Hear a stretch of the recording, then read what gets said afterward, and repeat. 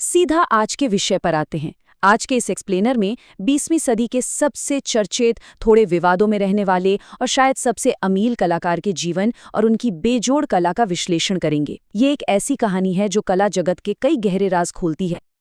लेकिन आगे बढ़ने से पहले जरा एक बहुत ही दिलचस्प सवाल पर गौर करते हैं। दुनिया के सबसे अमीर चित्रकार के अपने ही घर की दीवारों पर उनकी खुद की बनाई एक भी पेंटिंग क्यों नहीं टंगी थी? है ना, बिल्कुल हैरान करने वाली बात। खैर, इस शानदार सफर के आखिर में इसी रोचक सवाल का जवाब छिपा है।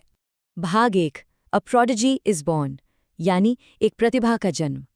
हमारी ये कहानी एक ऐसी जन्मजात प्रतिभा के उदय से शुरू होती है जिसने आगे चलकर सच में पूरी दुनिया को हैरान कर दिया। पाब्लो पिकासो, जिनका जन्म 1881 में स्पेन के मलागा शहर में हुआ और 1973 में उनका निधन हुआ।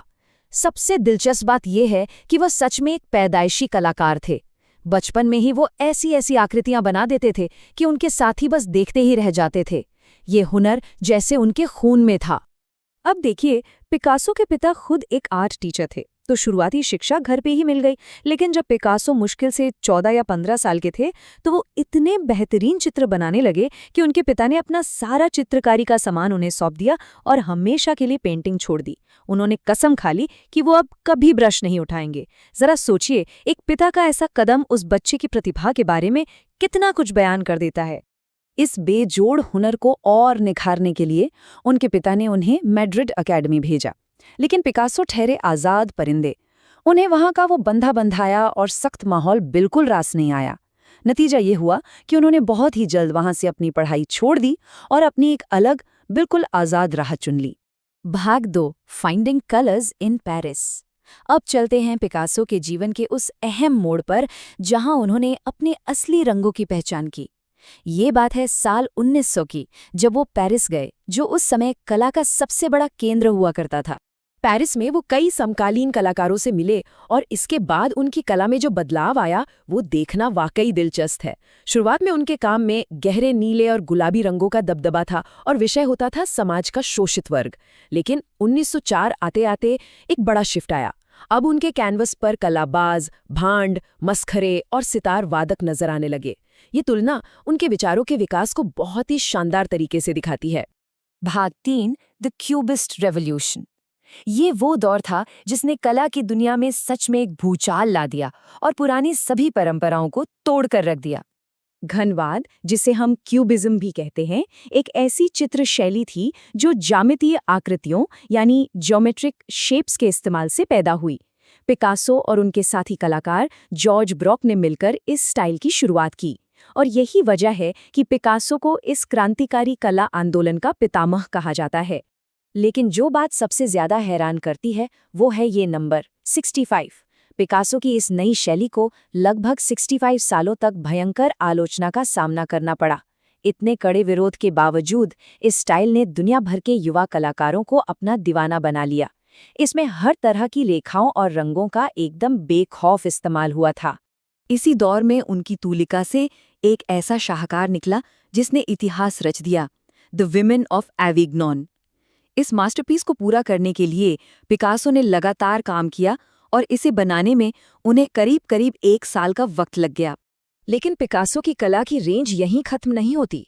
एक तरफ वो घनवाद के तीखे ज्यामितीय आकारों के साथ प्रयोग कर रहे थे, तो दूसरी तरफ वो इंग्रेस से इतने प्रभावित हुए कि उन्होंने महिलाओं के ऐसे चित्र बनाए जो बिल्कुल प्राचीन यूनानी मूर्तियों जैसे लगते थे। ये साबित करता है कि एक कलाकार के तौर पर वो कितने वर्सेटाइल थे। भाग 4, आर्ट एज अ वेपन। चलिए अब थोड़े गंभीर विषय पर आते हैं। यहाँ कला सिर्फ सुंदरता का प्रतीक नहीं रही, बल्कि अन्याय के खिलाफ एक बेहद ताकतवर हथियार बन गई। पिकासो किसी भी तरह के जुल्म या अत्याचार के सख्त खिलाफ थे। जब नाजी बम वर्षकों ने स्पेन की रिपब्लिकन फौज पर हमला किया तो पिकासो का गुस्सा फूट पड़ा। इस हमले के खिलाफ अपना विरोध जताने के लिए उन्होंने दिन रात एक करके गुएर्निका नाम का एक विशाल चित्र बनाया। ये वर्ल्ड फेमस मास्टरपीस इंसानी दर्द का एक जीता जागता दस्तावेज है और इसे उनकी सबसे बेहतरीन कलाकृतियों में गिना जाता है। इस खौफनाक घटना के बाद उन्होंने एक बहुत ही भारी मन से स्वेच्छा से देश निकाला स्वीकार कर लिया। उन्होंने कसम खाई कि जब तक स्पेन में पूरी तरह से रिपब्लिक की स्थापना नहीं हो जाती, वो कभी वापस नहीं लौटेंगे। भाग 5, the man behind the myth. कला और राजनीति की इन गंभीर बातों से थोड़ा हटकर अब इस महान व्यक्तित्व के उस पहलू को देखते हैं जो किसी दिलचस्प कहानी से कम नहीं है। बात करते हैं उनके बिजनेस माइंड और बेहिसाब दौलत की। ये तो जगजाहिर है कि उन्होंने अपनी कला से अकूत संपत्ति कमाई। वो प्राइवेट खरीदारों से भारी भरकम रकम वसूलते थे, लेकिन साथ ही म्यूजियम्स को अपनी पेंटिंग मुफ्त में दान भी कर देते थे। उनकी शोहरत का अंदाजा इस मजेदार किस्से से लगाइए। एक बार एक कारपेंटर उनके घर अलमारी बनाने आया। पिकासो ने कागज पर अलमारी का डिजाइन बनाया और उससे कीमत पूछी। जानते हैं कारपेंटर ने क्या कहा? सर, आप बस इसी पेपर पर अपना साइन कर दीजिए, मेरी पेमेंट हो जाएगी। मतलब उनका सिर्फ एक ऑटोग्राफ ही कारपेंटर की पूरी फीस के बराबर था। और अब हम वापस उसी सवाल पर लौटते हैं जो हमने बिल्कुल शुरुआत में पूछा था। आखिर पिकासो के घर में पिकासो की ही पेंटिंग्स क्यों नहीं थी? एक बार उनके कुछ दोस्त घर आए और सूनी दीवारें देखकर पूछ बैठे, इतने महान कलाकार होने पर भी अपनी ही पेंटिंग घर में क्यों नहीं लगाई?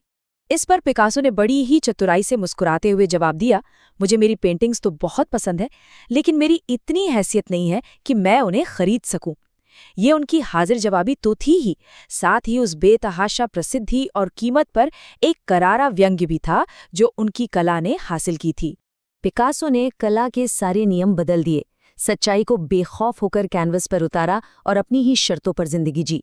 इस पूरी कहानी के बाद बस एक ही बात जहन में आती है, एक इंसान अपने काम और लगन से दुनिया के लिए क्या मास्टरपीस छोड़ के जा सकता है। हम सबको इस बारे में जरूर सोचना चाहिए। इसी विचार के साथ हमारा आज का ये एक्सप्लेनर यहीं खत्म होता है।